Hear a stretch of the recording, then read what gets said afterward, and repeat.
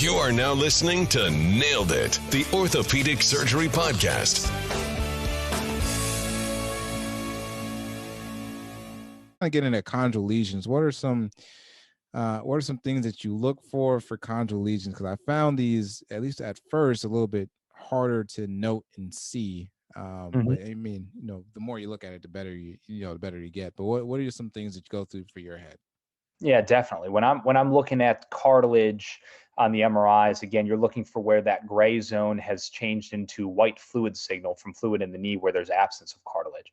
Things that are important to note are size, location, and then underlying bone changes and underlying bone marrow edema patterns, right? So you can have a partial thickness cartilage lesion or injury or changes globally in a compartment versus a complete cartilage loss globally or grossly and focally or globally within a compartment. And it matters where that is and what the rest of the knee looks like. It also matters whether the underlying bone has been involved when you're thinking about degree of injury, patient history and clinical scenario, and then also fixation or treatment matters. But some underlying bone signal changes are going to give you an indication, again, of chronicity and degree of injury and overload to that portion of the knee as well, right? So if you see an acute osteochondral lesion, you're going to see bone edema behind it from the acuity of the injury. You're going to be looking also for that donor site, right? And so an example I would give is looking on your axial image at a patellar dislocation patient and seeing an osteochondral injury that suffered from the mechanism itself, right, of bouncing back into the trochlea before it comes over, and you're going to see a bone bruise pattern of kissing lesions on the medial facet and the lateral aspect of the trochlea.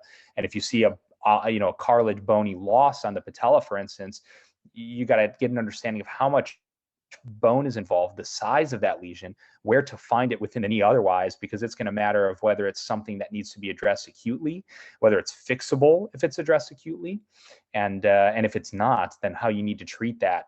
Because if you have just cartilage loss versus cartilage and bone loss, which the MRI should give you an indication of, that matters in your cartilage restoration discussions when I talk to patients of cartilage surface treatment and transplant versus osteochondral, right, bone and cartilage type transplant discussions as necessary.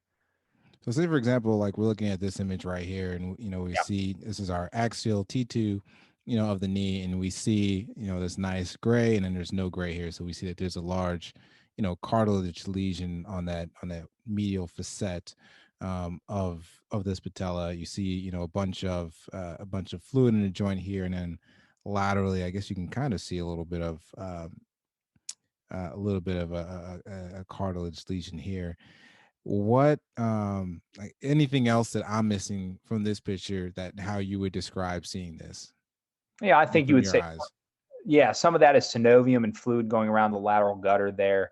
But you're looking at some of those early cystic changes, it looks like, kind of in the white round areas of the bone. You're looking at some of that bony edema diffusely.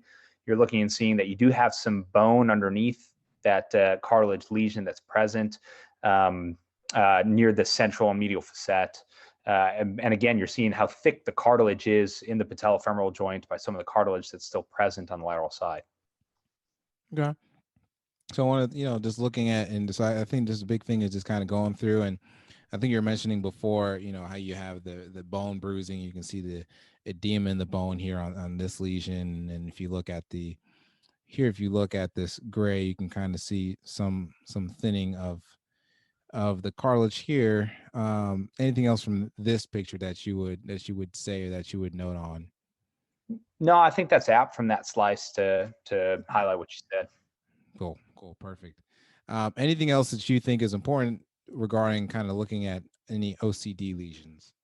I'll highlight from here, which is what we're looking at too, as far as OCD, and what we see here is a pediatric or near pediatric patient with physis being open or closed, as how it portends to prognosis for these patients. But again, you're looking and seeing how big are these lesions, where is the lesion sitting, which you're seeing there as you're pointing to, and how much underlying bone is on that osteochondral fragment, because that's going to factor in again to whether this is a big fixable lesion where I tell my patient I might be able to go in and open and bone graft behind it and fix it with screws, versus something that needs to come out and be staged to an osteochondral allograft transplant going forward. I know this isn't the scope of the talk, but is this something that you would fix, these right here? Would you just try to get that with screw fixation, or do you think that's something that would need, you know, a staged procedure? In a young patient with a large lesion, it's hard for me to tell if that's a little signal there that's indicating there's some comminution in that kind of osteochondral portion there, right? So it matters if it's fragmented versus a whole piece, but I'll tell you that especially in a young patient with open physes, the capacity for healing is really good. And so I'd really, really like to keep native anatomy where I can keep native anatomy, especially in a young patient. And so I try to fix those more aggressively than if this were a 30-year-old with an acute, pivoting knee injury where it knocks off a piece of bone and cartilage, where that might have a lower propensity to heal. With closed physes, older patient, the cartilage might not be as healthy, the bone might be more fragmented, and that might be something where I expect more so to pluck it out and stage it to an osteochondral allograft if the lesion is big enough versus an osteochondral autograft if it's small enough. That being said, I do a lot more in the vein of an osteochondral allograft as opposed to autograft, given some of the research that's out there, including some coming from us.